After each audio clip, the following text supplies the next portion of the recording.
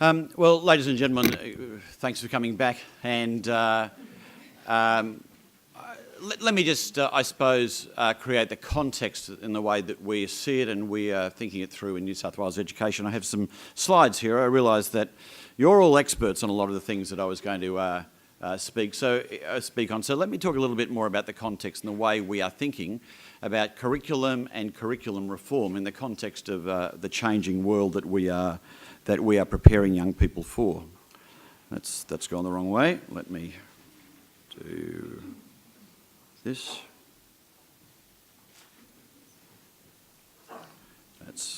I'll use the clicker would be useful. Thank you for that.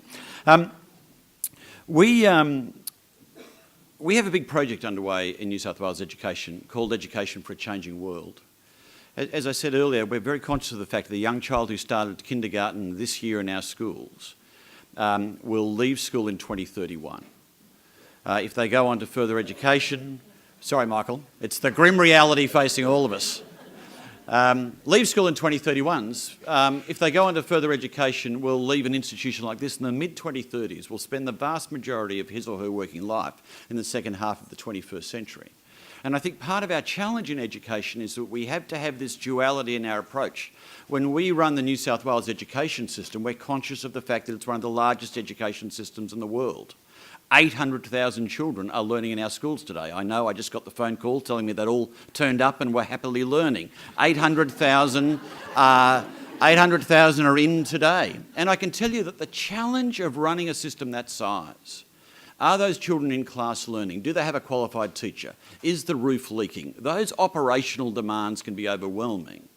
But we need to be preparing them for a world decades away, a world in which we have limited insight into precisely what the demands of that world will be like, except we know it will be very demanding. We know it will be different from the world that we are experiencing today. We know that many jobs will go. We know that many new jobs will arrive.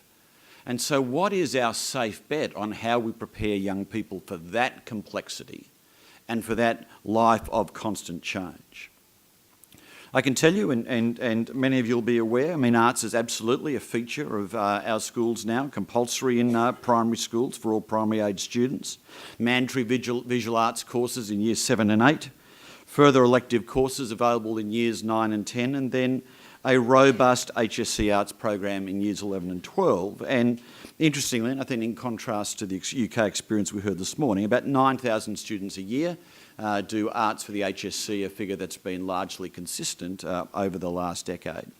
And we showcase great arts achievement in our schools. We'll go to something like School Spectacular. Out at Homebush, we'll have 5,000 students performing on stage as part of that achievement. Something like Art Express, which is an extraordinary exhibition that takes place from our highest performing students in art at the HSC, a truly transformational experience for those who get nominated and called in to be part of that exhibition.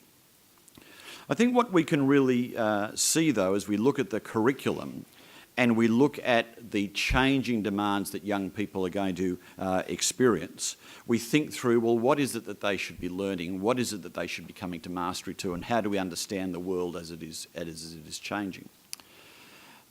We know, and I referenced earlier, that because of globalisation, because of technology, probably because of climate change as well, young people's lives are going to be bombarded with constant change. That's going to be the hallmark of their future, constant change. And if there was once a model that said you went to school to get an education and that education would prepare you for life, we now have a model that says you go to school to, in a sense, learn how to learn, because your entire life is going to be based on learning and taking on new challenges and coming to mastery in new jobs, using new technology and facing challenges that we may never have anticipated. So this whole concept of preparing young people to be innovative, preparing young people to take risk, preparing young people for a world where no answer has been prepared becomes even more important than we would have ever thought in the past. And we can see through innovative leaders, particularly in the technology area, we see that the leaders in that area have driven us to think through about the connections that deliver great customer experience, not just technology, but sharp design as well, and thinking through solutions to problems, and technology really being about a race to solve problems for consumers. And so therefore, direct linear patterns of learning as the way we may have delivered them in schools will no longer be the way that we think through these issues. And so when it comes to curriculum, the way we're thinking about it now is that all young students will need a mastery of literacy and numeracy, because literacy and numeracy are the passport to learning. You will find it very difficult to learn unless you have strong literacy and numeracy skills. You'll need knowledge, but I think there'll be a very interesting debate as to what knowledge and how much knowledge you need, because knowledge is far more accessible than it's ever been before. But it's a very interesting debate for us to have as to what knowledge do we feel that every young person will need to have as they leave our school system. We feel strongly that you'll need the general capabilities that are discussed, like creativity and collaboration skills and communication skills and critical thinking.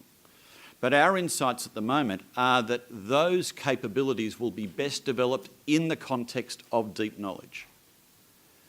That, in a sense, critical thinking in philosophy will be different to critical thinking in mathematics, and will be that much more profound when you have an understanding of philosophy and have a deep understanding of mathematics. And so it again is the knitting together between knowledge and general capabilities, which is the challenge we have in creating and developing the curriculum of the future.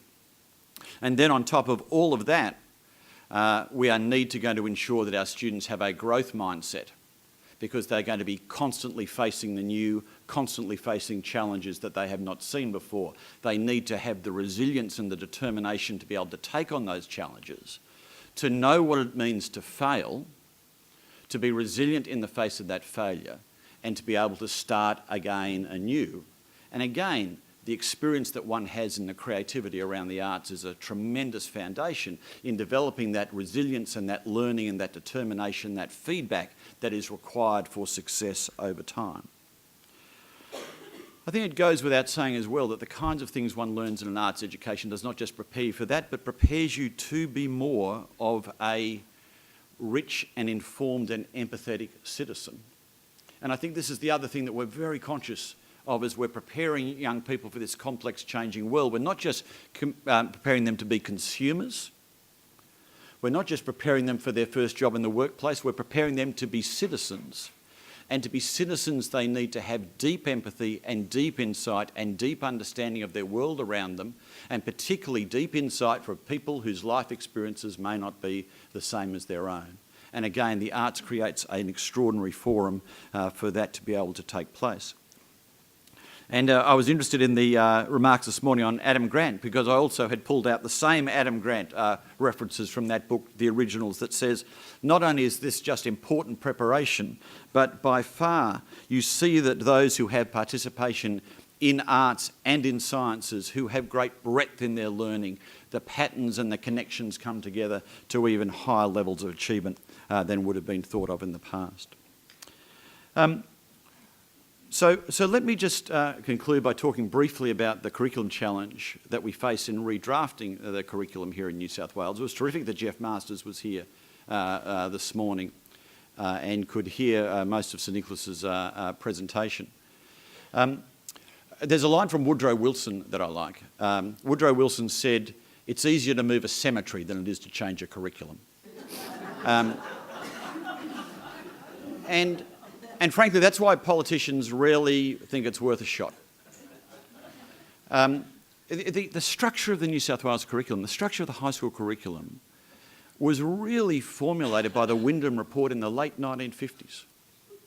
First HSC in 1967. If you were of that class of 1967, you went back and looked at the HSC now, instantly recognisable. Gary Hamill, the management writer, has a line that he likes where he challenges organisations with the simple question, is your organisation changing as quickly as the world outside is changing? That's a challenge for our schools, that's a challenge for our curriculum, that's a challenge for our credentialing processes. So it's a tremendous opportunity that we can look at it again. The challenge and the provocation I'd put out to you in that context is the number one piece of feedback that's coming back from teachers and educational leaders across the state is that our curriculum is too crowded, that it's too loaded.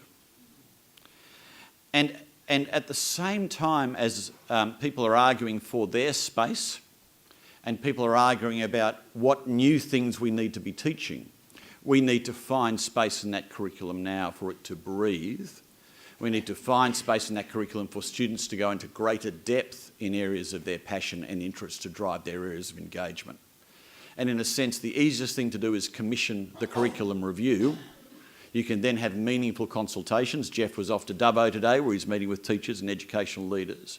But how fundamentally do you structure something new that reflects the full complexity of the educational challenge to not just prepare young people for their first job, but to prepare them for lifelong learning and to prepare them to be active, informed, empathetic citizens with the skills that they will need to help us deal with the complexities of the world that they are going to inherit. That's the challenge that we face together.